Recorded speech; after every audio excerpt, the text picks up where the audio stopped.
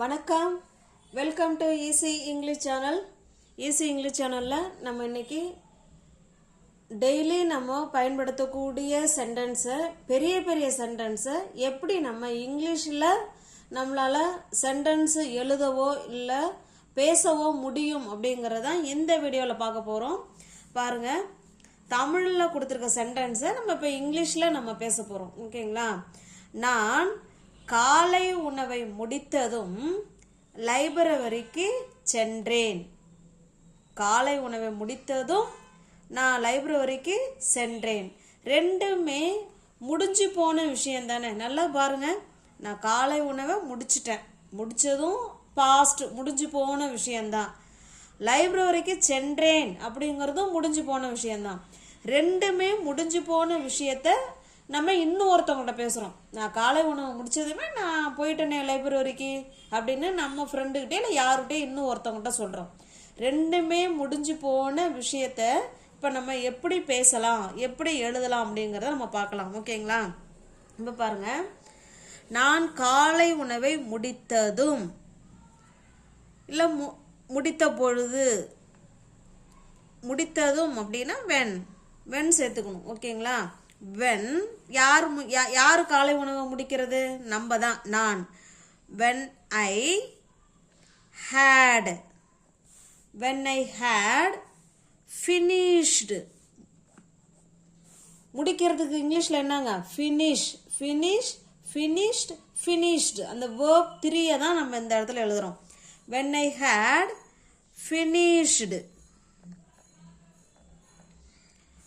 had finished. எதை? காலை உணவு. எதை முடிச்சிருக்கோம் நம்ம? காலை உணவு. when I had finished breakfast. நான் காலை உணவை முடித்ததும் நான் எங்கே போனேன்?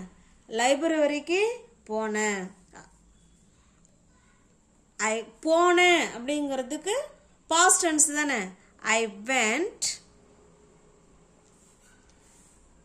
I went to the library இல்லைன்னா லைப்ரரி. ஓகேங்களா? I went to library. when I had finished breakfast I went to library. நல்லா இதை கவனிச்சிங்கன்னா உங்களால் எவ்வளோ சென்டென்ஸ் வேணாலும் உங்களால் பேச முடியும். நான் காலை உணவை முடித்ததும் முடிஞ்சு போன விஷயந்தான், லைப்ரரிக்கு போனதும் முடிஞ்சு போன விஷயந்தான். ரெண்டுமே முடிஞ்சு போன விஷயந்தான். ஆனால் இதை நம்ம எப்படி நம்ம சென்டென்ஸில் பேசியிருக்கோங்கிறத நல்லா கவனிச்சு பாருங்கள். when I had finished breakfast I went to library. நான் என்னுடைய காலை உணவை முடித்ததுமே நான் லைப்ரரிக்கு போயிட்டேன் அப்படின்னு சொல்கிறோம். இதை நீங்கள் ஒரு படமாக, எந்த விஷயமா இருந்தாலும் ஒரு விஷுவலாக, ஒரு பிக்சராக காமிக்கும் போது நமக்கு மனசில் நல்லா பதியும் தானே. அதனால் இது ஒரு படம் மூலயமா இப்போ நான் உங்களுக்கு சொல்கிறேன் பாருங்கள். இது இப்போ இப்போ தான் நம்ம யாருக்கிட்டே சொல்கிறோம். என்ன சொல்கிறோம்? நான் காலை உணவை முடித்ததுமே நான் லைப்ரரிக்கு போயிட்டேன் அப்படின்னு இப்போ தான் சொல்கிறோம். ஆனால் எல்லாமே நவ்வுக்கு முன்னாடி உள்ளது எல்லாமே பாஸ்ட்டு தான். ஓகேங்களா? நவ்வுக்கு முன்னாடி உள்ளது எல்லாமே பாஸ்ட்டு தான். ரெண்டுமே பாஸ்ட் டென்ஸ். நான் காலை உணவை முடித்ததும் பாஸ்ட்டு, லைப்ரரிக்கு போனதும் பாஸ்ட்டு. ரெண்டுமே முடிந்து போன செயல். இதில் வந்து 2 செயல் இருக்கு. நான் காலை உணவை முடித்ததும் இது ஒரு ஆக்ஷன். லைப்ரரிக்கு சென்றேன் இல்லை போனேன். ஓகேங்களா? இது 2வது ஆக்ஷன். இதில் எந்த ஆக்ஷன் ஃபஸ்ட்டு நடந்திருக்கும் நீங்கள் வந்து நீங்கள் அதை சொல்லுங்கள், கண்டுபிடிங்க பார்க்கலாம். நான் காலை உணவை முடித்தது ஃபஸ்ட்டு நடந்திருக்கா, இல்லை நான் லைப்ரரிக்கு போனது ஃபஸ்ட்டா? நான் காலை உணவை முடித்தது தான் ஃபஸ்ட்டு. ஓகேங்களா? இதுதான் ஃபஸ்ட்டு. அப்புறமா லைப்ரரிக்கு போனது தான் 2வதா செயல். இப்போ உங்களுக்கு நல்லா கிளியராக இருக்குங்களா? அப்போ இது பாருங்கள், நான் லைப்ரரிக்கு போனது went, இது பாஸ்ட்டு. இதுக்கு முன்னாடியே என்ன நடந்திருக்குங்க? நான் காலை உணவை முடிச்சிட்டேன், finished. ஓகேங்களா? இப்போ உங்களுக்கு நல்லா புரியுதுங்களா? ஒரு பாஸ்ட்டுக்கு முன்னாடி இன்னொரு பாஸ்ட் நடந்ததுன்னா அதை கட்டாயமாக ஹேடு சப்ஜெக்ட்டுங்க பக்கத்தில் ஹேடு வச்சு தான் நம்ம பேசணும். ஹேடு verb 3 போடணும். உங்களுக்கு புரியுதுங்களா? ஒரு பாஸ்ட்டுக்கு முன்னாடி இன்னொரு பாஸ்ட் நடந்திருக்கு அப்படின்னா இதை ஹேட் ஃபினிஷ்டுன்னு சொல்லணும். இதை கோ தானே பேஸ் ஃபார்ம் ஆஃப் வேர்பு. இப்போ கோவுக்கு அடுத்து பாஸ்ட் டென்ஸ் வென்ட், அதான் வென்ட் போட்டிருக்கோம். புரியுதுங்களா? ஒரு பாஸ்ட்டுக்கு முன்னாடி இன்னொரு பாஸ்ட் நடந்திருக்கு. இப்போ அடுத்த சென்டென்ஸ் பாருங்க. நான் கம்பெனியை விட்டு வெளியேறிய பிறகு தொழிலை தொடங்கினேன். நான் ஒரு கம்பெனியில் வேலை பார்த்துட்டு இருந்திருக்கேன். இந்த கம்பெனியை விட்டு வெளில வந்ததுக்கு அப்புறம் நான் தொழிலை தொடங்கினேன். கம்பெனியை விட்டு வெளில வந்தது ஒரு நிகழ்வு, தொழிலை தொடங்கினதும் ஒரு நிகழ்வு. ரெண்டுமே பாஸ்ட் டென்ஸ் தானே. நம்ம பாருங்க, இது நவுக்கு முன்னாடி இருக்கிறது எல்லாமே பாஸ்ட் தான். ஓகேங்களா? நான் கம்பெனியை தொடங்கினது எப்போ? நான் கம்பெனியை தொடங்கல, தொழிலை தொடங்கினது கம்பெனியை விட்டு வெளில வந்ததுக்கும் அப்புறமா. அப்படிதாங்களா? இப்போ பாருங்க, இது நம்ம கம்பெனியை விட்டு வெளியில் வந்தது, இது கம்பெனியை விட்டு வெளியில் வந்தது. இப்போ தொழிலை தொடங்கினது எப்போ? அதுக்கப்புறமா. இதுதான் ஸ்டார்ட் த பிஸ்னஸ். ஓகேங்களா? இது பாஸ்ட்டு, அதுக்கு முன்னாடி இந்த பாஸ்ட்டு. அப்போ ஒரு பாஸ்ட்டுக்கு முன்னாடி இன்னொரு பாஸ்ட் நடக்குது இல்லைங்களா, அதுக்கு தான் ஹேடு போடணும். இப்போ சொல்லுங்க, நான் கம்பெனியை விட்டு வெளியேறிய பிறகு ஒரு தொழிலை தொடங்கினேன். இப்போ பாருங்க, ஐ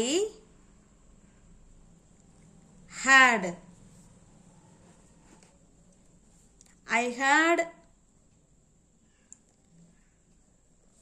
left the company.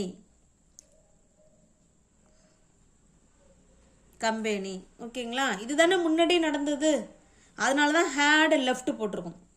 I had left the company. நான் கம்பெனியை விட்டு வெளியில் வந்ததுக்கு அப்புறமா.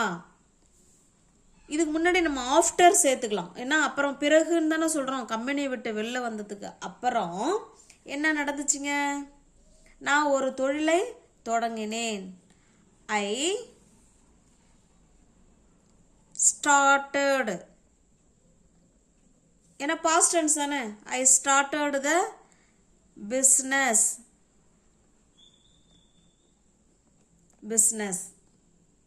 ஓகேங்களா? I had left the company. I started the business. Next பாருங்க, இதில் ஆஃப்டர் முன்னாடி சேர்த்துக்கலாம். ஓகேங்களா? அவள் வீட்டுக்கு வர்றதுக்கு முன்பே தியேட்டர்னா சினிமாவுக்கு சென்றிருந்தாள். வீட்டுக்கு வர்றதுக்கு முன்னாடியே அவள் எங்கே போயிட்டா?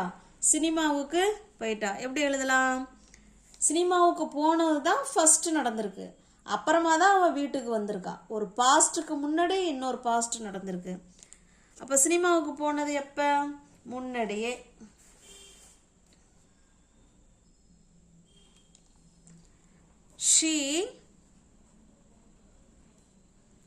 she had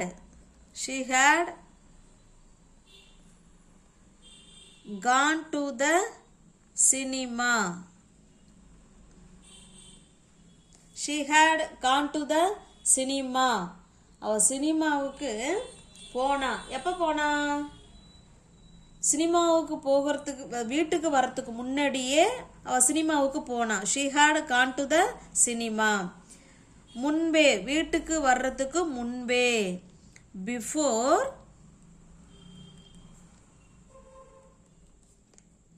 she came home.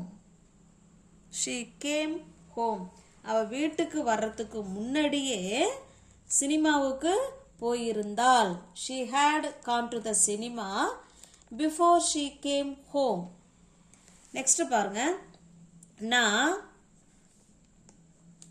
நான் ரயில்வே ஸ்டேஷனுக்கு போகிறதுக்கு முன்பே ரயில் போயிடுச்சு. நான் ஸ்டேஷனுக்கு போகிறதுக்கு முன்னாடியே என்ன போயிடுச்சு? ரயில் போயிடுச்சுன்னு சொல்கிறோம். ஓகேங்களா? அப்போ ரயில் போனது தான் ஃபஸ்ட்டு நடந்திருக்கு. அதை ஹேடை வச்சு எழுதிக்கணும், ஹேடு வச்சு பேசணும். எப்படி சொல்லலாம்? த ட்ரெயின். எந்த ஆக்ஷன் ஃபஸ்ட்டு நடந்திருக்குன்னு பார்க்கணும், அவ்வளோதாங்க. ட்ரெயின் தானே ஃபஸ்ட்டு போச்சு, அப்போ அதை ஃபஸ்ட்டு எழுதுங்க. இல்லை அது ரெண்டாவதாக கூட எழுதிக்கலாம். எங்கே எழுதுகிறோங்கிறது மேட்ரு இல்லை. முதல்ல நடந்த நிகழ்வுக்கு நம்ம ஹேடு சேர்க்கணும். The train had left. Train போயிடுச்சு எப்போ? நான் ரயில்வே ஸ்டேஷனுக்கு போகிறதுக்கு முன்னாடியே. பிஃபோர் ஐ, இதுதான் அப்புறமா நடந்தது, அதனால தான் இதை பாஸ்ட் டென்ஸில் சொல்கிறோம். இது verb 2 இது. ஓகேங்களா? இது வந்து verb 3. Before I reached the railway station. Railway station. இப்போ உங்களுக்கு புரியுதுங்களா? ட்ரெயின் போனது தான் ஃபஸ்ட்டு, அதனால தான் சப்ஜெக்ட் பக்கத்தில் ஹேட் சேர்த்து verb 3 போட்டிருக்கோம். The train had left before, நான் வீட்டுக்கு போகிறதுக்கு முன்னாடி, before I reached the railway station. Sorry, நான் ரயில்வே ஸ்டேஷனுக்கு போகிறதுக்கு முன்னாடி ட்ரெயின் போயிடுச்சு. ஓகேங்களா? கிளியராக இருக்குங்களா? நெக்ஸ்ட்டு பாருங்கள்.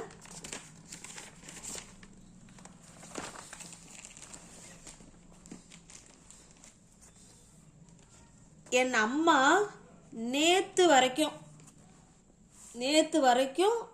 டெல்லி போனதே இல்லைன்னு சொல்கிறோம். என் அம்மா நேற்று வரைக்குமே டெல்லி போனது இல்லை.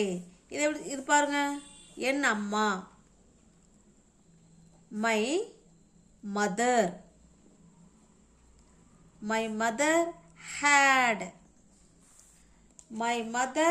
ஹேட் நாட் சேர்க்கணும். ஏன்னா அவங்க இது வரைக்கும் போகலன்னு தானே சொல்கிறோம். நம்ம இது வந்து நெகட்டிவ் சென்டென்ஸ். ஓகேங்களா? மை மதர் ஹேட் நாட்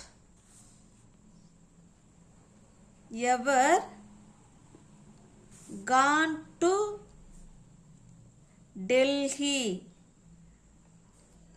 டெல்லிக்கு அவங்க போனதே இல்லை. எப்போ? நேற்று வரை. till yesterday. ஓகேங்களா? மை மதர் hadn't, இது ரெண்டையும் சேர்த்து சொன்னோம்னா hadn't, had plus not hadn't. My mother hadn't ever gone to Delhi till yesterday. இதுக்கு வந்து டைம் லைன் பாருங்களேன். இப்போ தான் சொல்கிறோம் ஒருத்தவங்கள்ட்ட, எங்கள் அம்மா நேற்று வரைக்கும், இதுதான் நேற்று, இது எஸ்டர்டே, till yesterday. இது பாஸ்ட் டென்ஸ் தானே. எஸ்டர்டேங்கிறது நேற்று, அது பாஸ்ட் டென்ஸ் தானே. நேற்றைய வரைக்கும், இது வரைக்கும், இங்கேருந்து இப்போ வரைக்கும், நேற்றைய வரைக்குமே அவங்க எங்கே போகலை? டெல்லிக்கு போகலைன்னு சொல்கிறோம். ஓகேங்களா? ஒரு பாஸ்ட்டுக்கு முன்னாடியிலிருந்து அவங்க போகலைன்னு சொல்லும்போது my mother hadn't ever gone to Delhi till yesterday. அடுத்ததாக பாருங்க, அவர்கள் வகுப்புக்கு வருவதற்கு முன்பே காலை உணவு சாப்பிட்டு இருந்தார்கள். இதில் வந்து எது ஃபஸ்ட்டு நடந்த நிகழ்வு? இதுதான், காலை உணவு சாப்பிட்டது தான் ஃபஸ்ட்டு. அதுக்கப்புறமா தான் அவங்க ஸ்கூலுக்கு வந்தது. அப்போ ஃபஸ்ட்டு நடந்த நிகழ்வுக்கு ஹேடு போடணும், அவ்வளோதாங்க. எந்த நிகழ்வுக்கு ஹேடு போட்டு பேசணுங்கிறது தான் இப்போ நம்ம இதை படிச்சுக்கிட்டு இருக்கோம். ஓகேங்களா? இப்போ பாருங்க,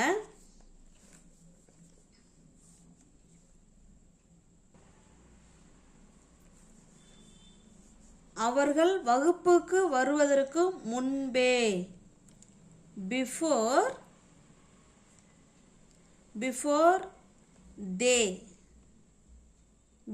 they came, before they came எங்க? வகுப்புக்கு, டு த கிளாஸ். அவர்கள் வகுப்புக்கு வர்றதுக்கு முன்பே என்ன பண்ணியிருந்தாங்க? சாப்பிட்டு இருந்தாங்க. இதை எப்படி எழுதலாம்? அவர்கள் சாப்பிட்டு இருந்தாங்க. தே ஹேடு, இவங்க தானே ஃபஸ்ட்டு நடந்த நிகழ்வு, அதனால தான் நம்ம ஹேடை சேர்க்குறோம். தே ஹேட், சாப்பிட்றதுக்கு பேர் ஈட் ate eaten அப்படின்னு சொல்லலாம். இல்லை ஹேடு சாப்பிட்ற வேர்புக்கு பயன்படுத்தலாங்க. ஓகேங்களா? அப்போ they had எந்த உணவு? காலை உணவு, பிரேக்ஃபாஸ்ட். they had breakfast. ஓகேங்களா? இந்த இடத்துல நம்ம ஈட்டன் கூட சேர்த்துக்கலாம். they had eaten breakfast before they came to the class. நாங்கள் கிளாஸுக்கு போகிறதுக்கு முன்னாடியே, நாங்கள் இல்லை சாரி அவர்கள் கிளாஸுக்கு போகிறதுக்கு முன்னாடியே சாப்பிட்ருந்தாங்க. they had breakfast இல்லைன்னா they had eaten breakfast. ஒரு பாஸ்ட்டுக்கு முன்னாடி ஒரு பாஸ்ட் நடந்ததுன்னா நம்ம இப்படி தான் இதை பேசணும். அடுத்ததாக பாருங்க, நான் வீட்டுக்கு வருவதற்குள் என் அப்பா கிளம்பிட்டாரு. நான் வீட்டுக்கு போகிறதுக்குள்ளேயே எங்கள் அப்பா என்ன பண்ணிட்டாரு? கிளம்பிட்டாரு அப்படின்னு சொல்கிறோம். இதை எப்படி சொல்லலாம்? எங்கள் அப்பா போனது தான் ஃபஸ்ட்டு. அப்போ மை ஃபாதர், இதுதானே ஃபஸ்ட்டு, அதாவது ஃபஸ்ட்டு நடந்து முடிஞ்ச நிகழ்வு, அதனால தான் ஹேடு சேர்க்குறோம்.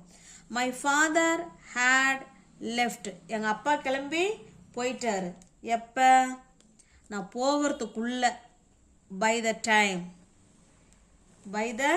டைம் அப்படின்னா by the time I reached home. நான் போகிறதுக்குள்ள, அதான் பை த டைம். நான் வீட்டுக்கு போகிறதுக்குள்ள எங்கள் அப்பா கிளம்பிட்டாரு. My father had left by the time I reached home. இதுக்கு பாருங்க, டைம் லைன் பாருங்க. இது now, இது நான் வீட்டுக்கு போனது ரீச்டு ஹோம். ஓகேங்களா? Reached home. இதுக்கு முன்னாடியே எது நடந்திருக்கு? எங்கள் அப்பா லெஃப்ட் ஆயிட்டார். அப்போ இதுதான் முன்னாடி நடந்த நிகழ்வு. முன்னாடி நடந்த நிகழ்வுக்கு ஹேடு போட்டு verb 3 போடணும். ரெண்டாவதாக நடந்த நிகழ்வுக்கு verb 2 போட்டால் போதும், past tense. இப்போ உங்களுக்கு கிளியராக இருக்குங்களா? My father had left by the time I reached home. இப்போ பார்த்த எல்லா சென்டென்ஸுக்கு பேர், இதுக்கு பேர் என்ன தெரியுங்களா? The past perfect tense. இதுக்கு பேர் தாங்க past perfect tenseன்னு சொல்கிறோம். ஒரு பாஸ்ட்டுக்கு முன்னாடி இன்னொரு பாஸ்ட் நடக்குது பார்த்தீங்களா? அதுக்கு தான் இந்த டென்ஸை பயன்படுத்துவோம். இப்போ பாருங்கள், உங்களுக்கான ஒரு சென்டென்ஸ் கொடுத்துருக்கேன். நான் வீடு கட்ட ஆரம்பித்த பொழுது எனக்கு பண பிரச்சனை தொடங்கியது. இதில் எந்த சென்டென்ஸு ஃபஸ்ட்டு நடந்திருக்கு? நான் வீடு கட்ட ஆரம்பித்தது தான் ஃபஸ்ட்டு. ரெண்டாவது நிகழ்வு எனக்கு பண பிரச்சனை தொடங்கியது. ஃபஸ்ட்டு நடந்தது வீடு கட்ட ஆரம்பித்தது, அதுக்கப்புறம் தான் எனக்கு பண பிரச்சனை வந்துச்சுன்னு சொல்கிறோம். ஓகேங்களா? இதை முன்னாடி நடந்த நிகழ்வுக்கு ஹேடு போட்டு ஹேட் ப்ளஸ் verb 3 போடணும் ஃபஸ்ட்டு நடந்த நிகழ்வுக்கு. அப்புறமா நடந்த நிகழ்வுக்கு verb 2 மட்டும் போட்டால் போதும். ஓகேங்களா? இந்த ஃபார்மேட்டில் இந்த சென்டென்ஸுக்கு எப்படி இங்கிலீஷில் சொல்லலாங்கிறத கமெண்ட் பண்ணுங்கள். இது ஒரு தடவை பார்த்தா புரியாதுங்க. ஒரு தடவைக்கு, 2 தடவைக்கு, 3 தடவைக்கு நம்ம டைம் கிடைக்கும் போதெல்லாம் நீங்கள் நிறையா முறை நல்லா கவனித்து கேட்டு நீங்களாக இந்த மாதிரி ஓனாக சென்டென்ஸ் எழுதி பார்க்கும்பொழுது தான் இந்த பாஸ்ட் பர்ஃபெக்ட் டென்ஸு உங்களுக்கு புரிய வரும். ஓகேங்களா? பிடிச்சிருந்தால் லைக் பண்ணுங்கள். திரும்பவும் இந்த வீடியோவை வேறு இன்னும் எப்படி எளிமையாக சொல்லித்தரலாங்கிறத அடுத்தடுத்த வீடியோவில் இன்னும் நல்லா பார்க்கலாம். ஓகேங்களா? பிடிச்சிருக்குன்னா லைக் பண்ணுங்கள், கொஞ்சம் கமெண்ட் பண்ணுங்கள், தெரிஞ்ச ஃப்ரெண்ட்ஸுக்கு ஷேர் பண்ணுங்கள். தேங்க்யூ.